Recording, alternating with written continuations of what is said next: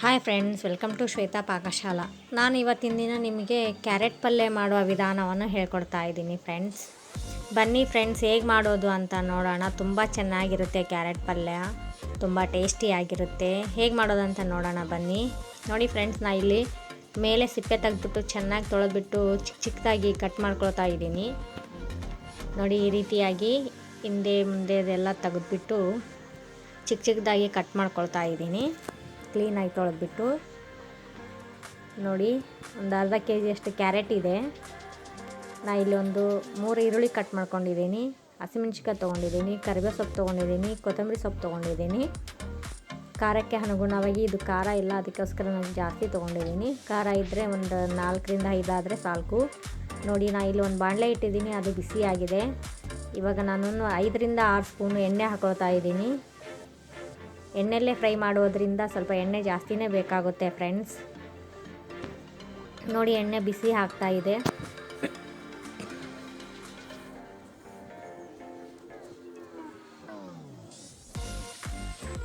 ಈ ಎಣ್ಣೆ ಬಂದುಬಿಟ್ಟು ಮೋದಿಕೇರ್ ಕಂಪನಿ ಕಡೆಯಿಂದ ರೈಸ್ ಬ್ರಾನ್ ಆಯಿಲ್. ಆರೋಗ್ಯಕ್ಕೆ ತುಂಬ ಒಳ್ಳೆಯದು, ಯಾವುದೇ ರೀತಿ ಕೆಮಿಕಲ್ ಮಿಕ್ಸ್ ಆಗಿರೋದ್ರಿಲ್ಲ.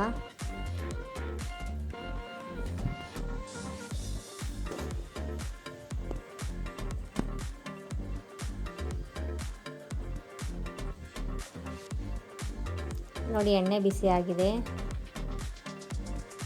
ಸಾಸಿವೆ ಹಾಕ್ಕೊಳ್ತಾ ಇದ್ದೀನಿ, 1/4 ಸ್ಪೂನ್ ಅಷ್ಟು ಸಾಸಿವೆ ಹಾಕ್ಕೊಳ್ತಾ ಇದ್ದೀನಿ. ಜೀರಿಗೆ ಹಾಕ್ಕೊಳ್ತಾ ಇದ್ದೀನಿ ಒಂದು ಸ್ವಲ್ಪ. ನಾನು 2 ಟೇಬಲ್ ಸ್ಪೂನಷ್ಟು ಕಡಲೆಬೇಳೆ ಹಾಕ್ಕೊಳ್ತಾ ಇದ್ದೀನಿ ಫ್ರೆಂಡ್ಸ್. ಇದು ನಿಮಗೆ ಆಪ್ಷನಲ್, ನಿಮಗೆ ಬೇಕಂದ್ರೆ ಹಾಕ್ಕೋಬೋದು, ಬೇಡ ಅಂದರೆ ಸ್ಕಿಪ್ ಮಾಡ್ಬೋದು.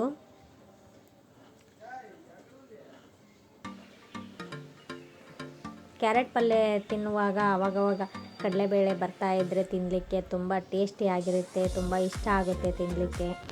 ಸೊ ಹಾಗಾಗಿ ನಾನು ಇಲ್ಲಿ ಕಡಲೆಬೇಳೆಯನ್ನು ಯೂಸ್ ಮಾಡ್ತಾಯಿದ್ದೀನಿ. ನಿಮ್ಗೆ ಇಷ್ಟ ಆದರೆ ಹಾಕ್ಕೊಳ್ಳಿ, ಬೇಡ ಅಂದರೆ ಸ್ಕಿಪ್ ಮಾಡಿ ಫ್ರೆಂಡ್ಸ್. ಕಡಲೆಬೇಳೆ ಕೆಂಪಗಾಗಬೇಕು.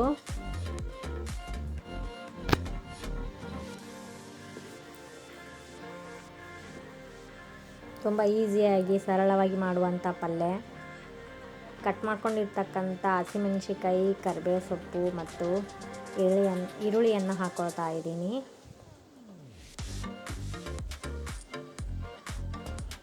ಹತ್ತೇ ನಿಮಿಷದಲ್ಲಿ ತುಂಬ ಸರಳವಾಗಿ ಮಾಡುವಂತಹ ಕ್ಯಾರೆಟ್ ಪಲ್ಯ.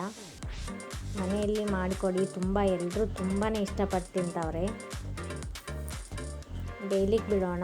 ಈರುಳ್ಳಿ ಕೆಂಪಗಾಗಬೇಕು.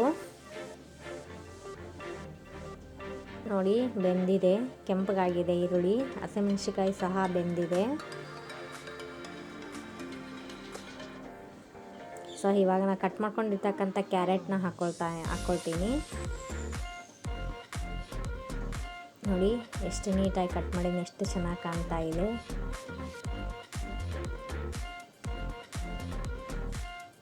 ಚಪಾತಿಗೆ, ರೊಟ್ಟಿಗೆ, ದೋಸೆಗೆ ಅಂತೂ ತುಂಬ ಚೆನ್ನಾಗಿರುತ್ತೆ ಫ್ರೆಂಡ್ಸ್. ತುಂಬ ಟೇಸ್ಟಿಯಾಗಿರುತ್ತೆ. ಮಕ್ಕಳಂತೂ ತುಂಬ ಇಷ್ಟಪಟ್ಟು ತಿಂತಾರೆ.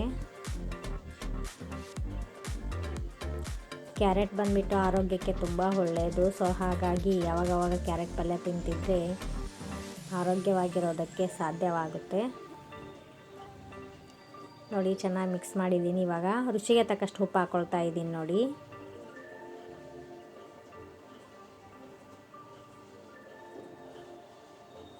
ಕಾಲು ಸ್ಪೂನ್ ಅರಿಶಿನ ಹಾಕ್ಕೊಳ್ತಾ ಇದ್ದೀನಿ.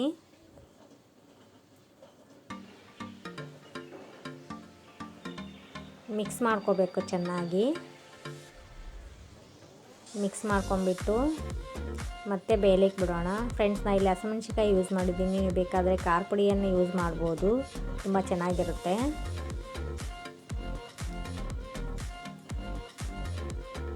ನೀಟಾಗಿ ಎಲ್ಲ ಕಲಿಸ್ಬಿಟ್ಟು ಬೇಯಲಿಕ್ಕೆ ಬಿಡೋಣ. 2 ನಿಮಿಷ ಬೇಯಿದ್ರೆ ತುಂಬ ಚೆನ್ನಾಗಿರುತ್ತೆ. ನೋಡಿ, ಬೆಂದಿದೆ, ಎಷ್ಟು ಚೆನ್ನಾಗಿ ಬೆಂದಿದೆ. ಎಣ್ಣೆಯಲ್ಲೇ ಫ್ರೈ ಆಗ್ತಾ ಇದೆ. ನೋಡಿ, ನೀರು ಹಾಕಿದರೆ ಚೆನ್ನಾಗಿರಲ್ಲ ಫ್ರೆಂಡ್ಸು. ಹಾಗಾಗಿ ಎಣ್ಣೆಯಲ್ಲೇ ಫ್ರೈ ಮಾಡಿಕೊಂಡ್ರೆ ತುಂಬ ಚೆನ್ನಾಗಿರುತ್ತೆ.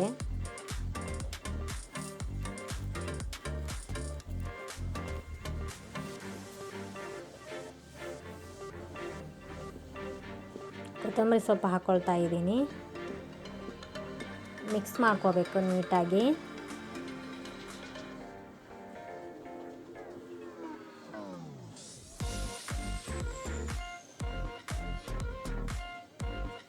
ನೋಡಿ ಎಷ್ಟು ಚೆನ್ನಾಗಿ ಕಾಣಿಸ್ತಾ ಇದೆ.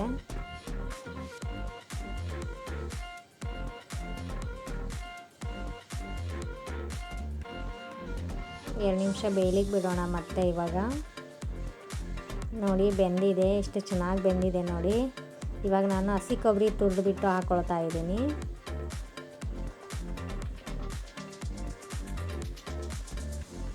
ನೋಡಿ ಇದು ಕೂಡ ಆಪ್ಷನಲ್ ಫ್ರೆಂಡ್ಸು. ನಿಮಗೆ ಹಸಿ ಕೊಬ್ಬರಿ ಇಷ್ಟ ಆದರೆ ಹಾಕ್ಕೋಬೋದು, ಇಲ್ಲ ಅಂದರೆ ಸ್ಕಿಪ್ ಮಾಡ್ಬೋದು.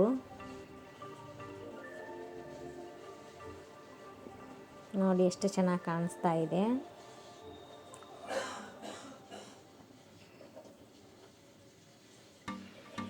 ಇನ್ನೆರಡು ನಿಮಿಷ ಬೇಯಲಿಕ್ಕೆ ಬಿಡೋಣ.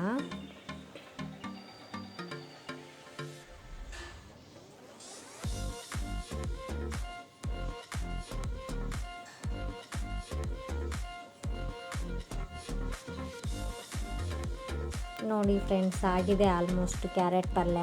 ತುಂಬ ಚೆನ್ನಾಗಿ ಕಾಣಿಸ್ತಾ ಇದೆ. ನೋಡಿ ಎಷ್ಟು ಚೆನ್ನಾಗಾಗಿದೆ ಅಂದರೆ ಫ್ರೆಂಡ್ಸ್.